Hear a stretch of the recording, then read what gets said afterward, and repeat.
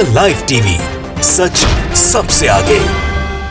नमस्कार, the live TV देख रहे हैं आप, आपके साथ मैं हूं आदित्य कुमार।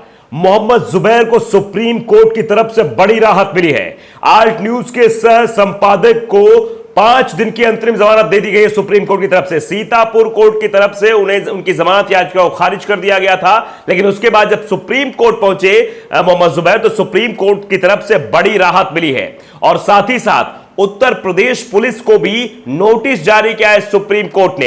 हम पूरी खबर आपको डिटेल बताएंगे कि किस तरीके से मोहम्मद जुबैर को फंसाया गया, कोर्ट में क्या कुछ हुआ वो भी हम आपको बताएंगे, और कैसे सीतापुर कोर्ट की तरफ से जब जमानत याचिका खारिज कर दी गई थी तो उसके बाद सुप्रीम कोर्ट में अपील की गई थी। सुप्रीम कोर्ट में बताया गया था कि मोहम्मद जुबैर की जान को खतरा है, जिसके बाद सुप्रीम कोर्ट ने सुनवाई करते हुए 5 दिन की जमानत दे दी, अंतरिम जमानत दे दी है।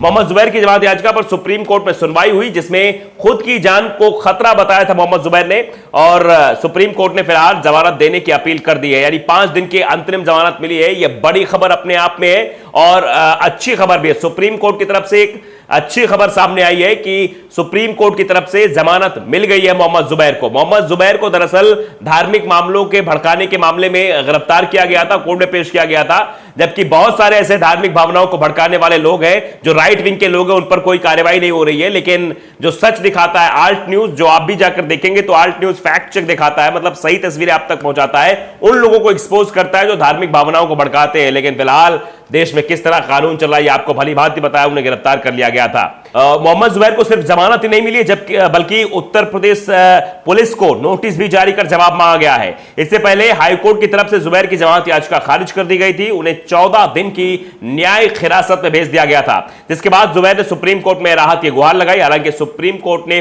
5 दिनों के लिए अंतरिम जमानत इस शर्त पर दी है कि वो उस मामले से संबंधित कोई नया पोस्ट या ट्वीट नहीं करेंगे और सीतापुर मजिस्ट्रेट की अदालत के अधिकार क्षेत्र को नहीं छोड़ेंगे। ये मतलब शर्त दी गई है सुप्रीम कोर्ट की तरफ से, और इस शर्त पर जमानत दे दी गई है। कोर्ट में क्या कुछ हुआ ये हम आपको बता दें। दरअसल सुप्रीम कोर्ट में सुनवाई हुई, जिसमें खुद की जान का खतरा बताते हुए जुबैर की तरफ से जुबैर के वकील ने यह अपील की थी। लेकिन सुनवाई के दौरान कोर्ट में सॉलिसिटर जनरल तुषार मेहता ने कोर्ट में जमानत नहीं देने की सिफारिश की कि जमानत ना दी जाए। कोर्ट को सीधे तौर पर कहा कि इनको जमानत ना दी जाए। और आप जान रहे हैं जनरल तुषार मेहता ऐसा क्यों कहेंगे, क्योंकि मोहम्मद जुबैर जो है पोल खोलते रहते हैं भारतीय जनता पार्टी और संघीय सोच वालों की, जो हमेशा नफरत फैलाने का काम करते हैं। उन्होंने कहा कि जुबैर ने सिर्फ एक ट्वीट नहीं किया है, बल्कि उनकी ऐसे अपराध करने की आदत रही है। मतलब आप बताइए, अपराध करने की आदत बताई गई उन्हें। सॉलिसिटर जनरल ने कहा कि 1 जून को एफआईआर दर्ज हुई, 10 जून को हाईकोर्ट एफआईआर रद्द करने से मना किया, जिसके बाद बहुत से तथ्य छुपाकर सुप्रीम कोर्ट में याचिका दाखिल हुई है। यह बात नुपुर शर्मा के खिलाफ कभी नहीं कही जाएगी, और नुपुर शर्मा के लिए नहीं कही जाएगी नुपुर शर्मा जो इस तरह के कांड कर रही है, अभी भी फरार है, गिरफ्तार नहीं हुई, इस तरह के शब्द बोले, ये भी नहीं कहा जाएगा। लेकिन यहां पर ऐसा कहा गया। इस पर सुप्रीम कोर्ट के जज ने पूछा कि क्या वो गिरफ्तार है, सीधे तौर पे कहा कि क्या वो गिरफ्तार है। जवाब में मेहता ने कहा कि कोर्ट के आदेश से पुलिस हिरासत में है। ये सब तथ्य सुप्रीम कोर्ट में छुपाए गए, गंभीर मामला ये कहा जा रहा था। इसके बाद जुबैर के वकील कॉलिन गोंजाल्विस ने कहा कि हमें सीतापुर कोर्ट से जमानत खारिज होने का आदेश कल रात में मिला। हमने तो हाईकोर्ट के उस आदेश को चुनौती दी है जिसमें केस रद्द करने से मना किया गया था। कोर्ट ने कहा लेकिन जमानत रद्द हो जाने को चुनौती देने का दूसरा कानूनी रास्ता है, यह नहीं। इसके बाद गोंजाल्विस ने जुबैर के ट्वीट्स का हवाला देकर बताया कि उन्होंने कुछ गलत नहीं किया। उन्होंने कोर्ट को बताया कि पुलिस हिरासत बेंगलुरु से फोन जब्त करने के नाम पर दी गई है। जब मैं स्वीकार कर रहा हूं कि ट्वीट मैंने किया था, तो फोन जब्त करने का सवाल क्यों उठना चाहिए जिसमें नफरत फैलाने वालों की जानकारी सामने लाई। वो जेल में है, नफरत फैलाने वाले आजाद घूम रहे हैं, यह भी वकील ने कहा है। जुबैर वकील ने आगे कहा कि धर्म का अपमान करने की धाराएं लगाई गई हैं, मामले के तथ्यों के आधार पर वो लागू नहीं होती है। अश्लील सामग्री पोस्ट करने की धारा लगाई गई है, वो भी लागू नहीं होती है। जुबैर की जिंदगी खतरे में, इसलिए कोर्ट आए हैं और धमकी दी जा रही है। और धमकी तो किस तरह की दी जाती है आप जानते हैं। जुबैर को क्या क्या चीजें कही गई सोशल मीडिया के माध्यम से आपको बखूबी पता है, और सुप्रीम कोर्ट ने भी इस बात को समझा कि जो जान से मारने की धमकी लगातार जुबैर के बारे में कही जा रही थी वो सच है। इसके बाद सॉलिसिटर जनरल तुषार मेहता वो फिर सामने आए। उन्होंने कहा कि सवाल 1-2 ट्वीट के नहीं है, जांच इसी बात की है कि क्या कोई सिंडिकेट है जो समाज के अस्थिर करने वाली सामग्री लगातार डाल रहा है। अब समाज को अस्थिर करने वाली सामग्री कौन डालता है, ये तुषार मेहता जी को कौन बताए, वो बखूबी जानते हैं। ऐसे कई सारे ऐसे लोग हैं जो संघीय विचारधारा जो इस तरह काम करते हैं कह रहे हैं विदेशी फंडिंग की जांच चल रही है, खुद को फैक्ट चेकर बताते हैं, पर सुप्रीम कोर्ट से कई फैक्ट छुपा लिए हैं। ये व्यक्ति आतंक अपराधी पे 2 साल से 6 केस दर्ज हुए, ये बात कही जा रही है।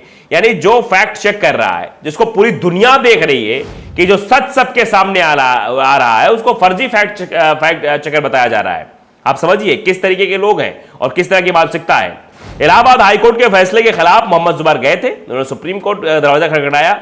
यूपी के सीतापुर में दर्ज मुकदमे में उन्हें अंतरिम जमानत मिल गई है। जो शर्त थी वो हमने आपको बता दी कि अगर शर्तों के आधार पर उन्हें जमानत 5 दिन की दी गई है।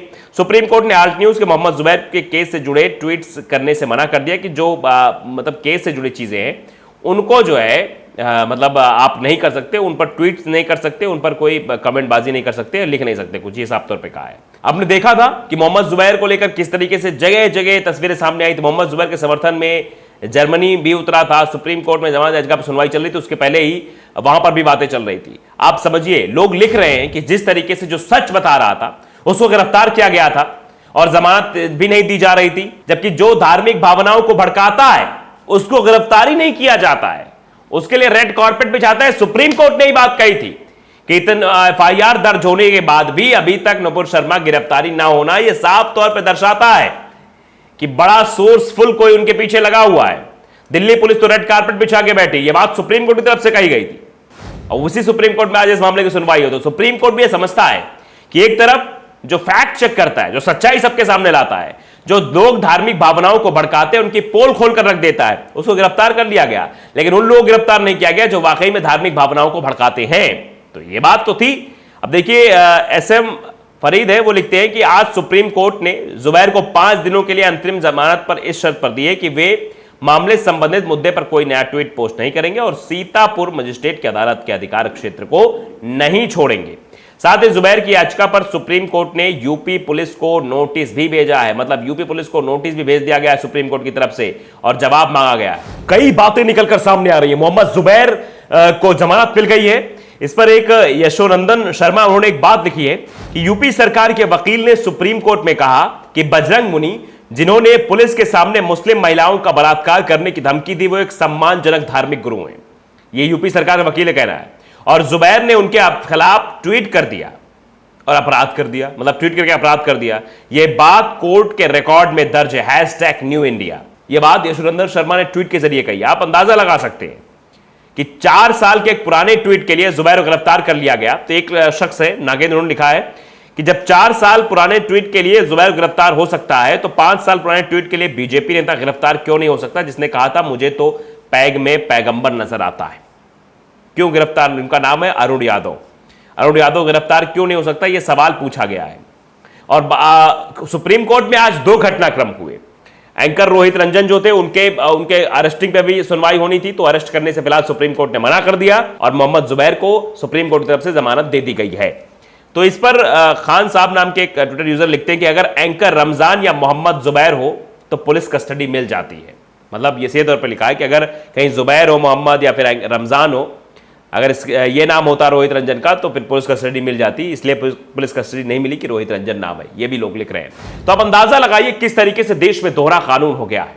फिलहाल तो मोहम्मद जुबैर को जमानत मिल गई है और जो धार्मिक भावनाओं को भड़काने से रोक रहे थे या फिर जो धार्मिक भावनाएं भड़का रहे थे, उनकी पोल खोल रहे थे, उन्हें ही धार्मिक भावनाओं के भड़काने के मामले में जेल में डाल दिया गया था। मामला चल रहा था। फिलहाल अब उनको 5 दिन के लिए अंतरिम जमानत मिल गई है और साथ ही साथ उत्तर प्रदेश पुलिस को नोटिस भी जारी कर दिया गया है सुप्रीम कोर्ट की तरफ से।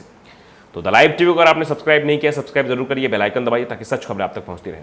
नमस्कार। द लाइव टीवी, सच सबसे आगे।